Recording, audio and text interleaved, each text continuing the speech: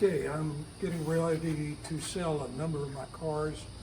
I want to build a Daytona Coupe, and I got to get quite a bit of money together to build it the way I want to build it.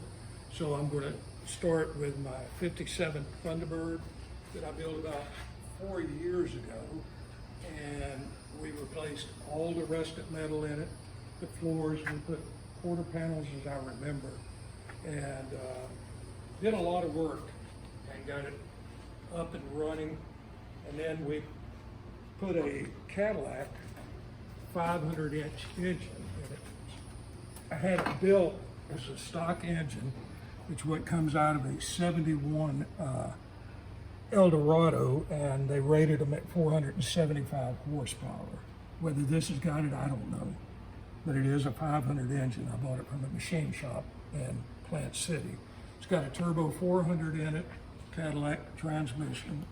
I cleaned up all under the fender and moved all the wiring behind the fenders. It's got a Vega power steering box on it. New radiator, everything was new on it when I put it together. So then we moved back a little step, and when I did the interior, get over there. Ooh, got the welding cart in the way. Okay, when I did the interior, I had that simulated leather put in it, and I kind of based it on a early 60s Corvette, the way they did the waterfall console in it. And these are Jaguar power seats. It's got air conditioning that's not working.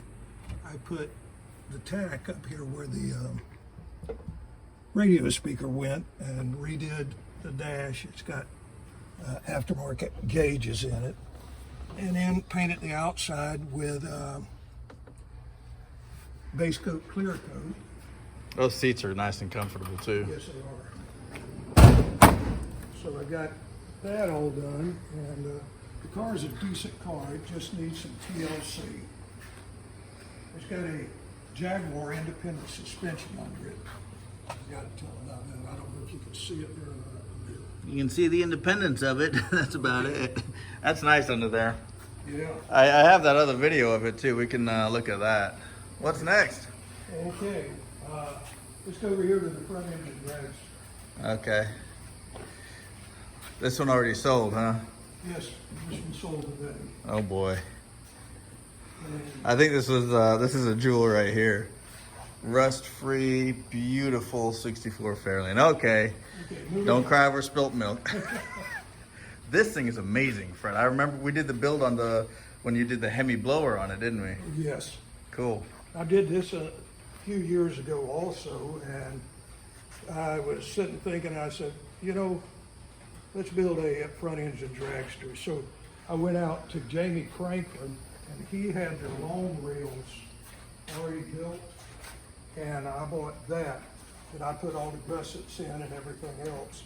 I built the sheet metal on it, starting from the front back. It's a brand new tires and rims. I got them from S&W, I think it is. Then you come back to the motor. I originally had a injected 360 Chevrolet engine in it out of one of my sprint cars. And then I got this engine back on a trade that I'd rebuilt. And everything on it's new. It's got aluminum water pump. It's got, you name it, it's on it. And it's got the BDS blower. Couple of carburetors too. Brand new carburetors. Everything on it's That's new. amazing. That's just an impressive Hemi with a blower on it. That's Yeah. amazing. And And a brand new Optima. Hey, we put that in. Right, brand new Optima, new Right. gasket, tank, and water tank. And what did I just going to say? But anyway, put a magneto on it, and Magnetos are just cool anyway, so. right, we built the headers, the zoomies, and then you come on back. When I originally was going to race it, I had the Chevy engine in it. I like Studebaker Avantes, so that's the way I painted it. And came all the way back. We put a new third member in it. It's got strange, I think they're strange axles. I'm not sure what they are. I can't get down that low. But everything, the steering wheel, all of it's new. The upholstery's new in it. And the transmission was $1,500, and it's a power glide, 2-speed. We got a shifter in it, and the reason that I'm selling this one, after I built it, I got in it and realized I couldn't get out of it. I haven't got the strength anymore to grab hold here and pull myself up.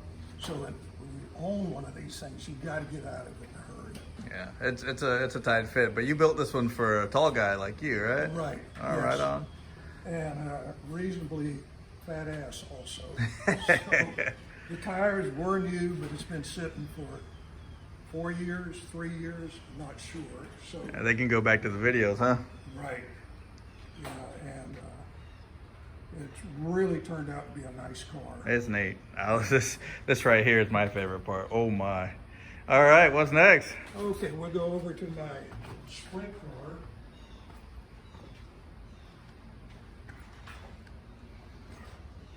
You want to go to this one first? Yeah. Okay, this one, the sprint car, it's got the paint from the 80s. I restored it. We put a 350 Chevy engine in it. It's a running, driving car. When I parked it there, I raced it a weekend and then come back and set it up here. And haven't driven it since. And car's a good car. Decent. And then this is another sprint car. This one was built in St. Pete by a guy named Campbell, and I can't remember his first name. At the time, he was the premier sprint car builder in this area, Tampa Bay area. And this one was driven by a guy named Donnie Tanner and owned by a guy named Robert Delgado. And my wife drove it at Darlington. And according to Darlington's clocks, she averaged 123 miles an hour. Wow. A mile and 3/8 track. And these cars aren't made for that big of a track. You know, they're made for a quarter mile, 8 mile, quarter mile, half mile. Right. Now the engine's out of this one, right? Right. I got But a 327 that goes with you it. have an engine to go with it. Okay, Right. great. But there's a transmission, rear end, all that. All that's it. And they all have quick changes in them, right? Right, That's yes. neat. Those are very nice rear ends. Right. And this beautiful car right here. Yeah, this is my sprint car that I raced for years, and it was brought to Tampa in 1961. It came from Indianapolis, built by a guy named Willys Arrow, and it's got torsion bar suspension down the side rather than on the front. Mm-hmm. It's got a leaf spring on here. This was brought here to Tampa for a guy named Frank Riddle to drive. Jimmy drove it. The Smiths drove it, and I drove it in Indianapolis. Oh, I cool. raced there in, I think it was 2014, and I drove this car. This is a gorgeous car. Yeah, this is what a sprint car, in my opinion, is supposed to look Yeah, like. yeah. It looks like the Monopoly race car in Right, there. Yeah. exactly. And this one is it's a good looking car too. Yeah. God. Exactly.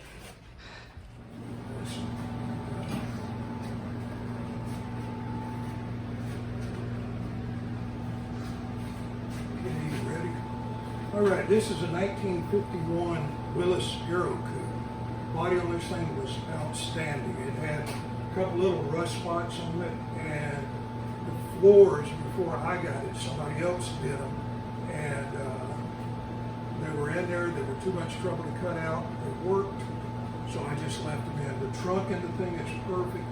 The fenders, the only thing that was body-wise, that was bad on it, whoever owned it, they would scrape things. So there were little scrapes and dents and that. But at the bottom of the door on the front, there was a rust spot about as big as $50. And I stripped it all the way down with a Chevrolet truck axle under the front. I've got disc brakes on the front that are not working yet. And I put a 390 Ford engine in it. And I put rings, bearings, new cam, cleaned the whole engine, and didn't bore it. And I put the tri-power on it. This is off of a Ford Thunderbird. Had it slanted like this, and this was flat. So this car got the brakes, master cylinder, got the steering hooked up over here. Everything on the car, if I spent 2 weeks on this thing, or a week, it would be up and running. I mean, it's that close. I've almost got it wired. I'm in the process of doing that now. And you're still working on it a little bit at a time, Yeah, huh? you can see where I got all the toggle switches wired up in it. They're laying on the floor around. Okay. And I'm getting close to getting to the end of it. It's got a 10-bolt Chevrolet rear end in it. But I'm going to sell this one as completed car or in this. All right. It'll be less, a whole lot less. At the stage it's in now, the more I complete, the more it gets work. Yeah, yeah.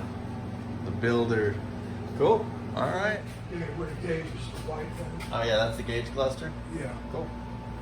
Right on. This is a good looking car. It's going to be impressive when it's done. Okay. This is a replica of the 1934 Mercedes, and the frames, I got it as you see it. I got it to put a 460 Ford engine in it. I haven't done anything with it. And it's got the doors. The car is supposed to be complete. I got all the parts inside. You won't know until you put it together whether it's complete or not.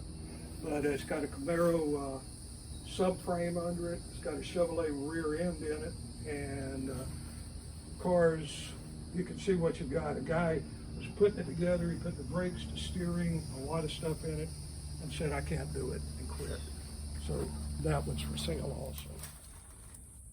Okay, this is 87 Oldsmobile, and it was built by Lake Speed's race shop, and I raced against him. I showed him pictures of it. He verified it was one of his cars because the bullseye in the back quarter window down, you see it. Mm-hmm.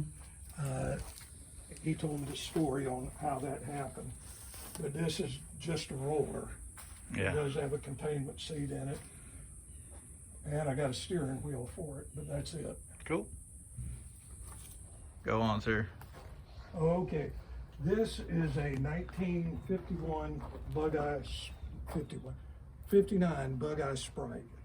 It looks rough, but it ain't as bad as it looks. It's pretty solid. I got it. The fenders, they kind of half-assed them down here. They could have done a better job on that, but better job all the way around. But the car is all here, and if you wanted, it's a right-hand steer car.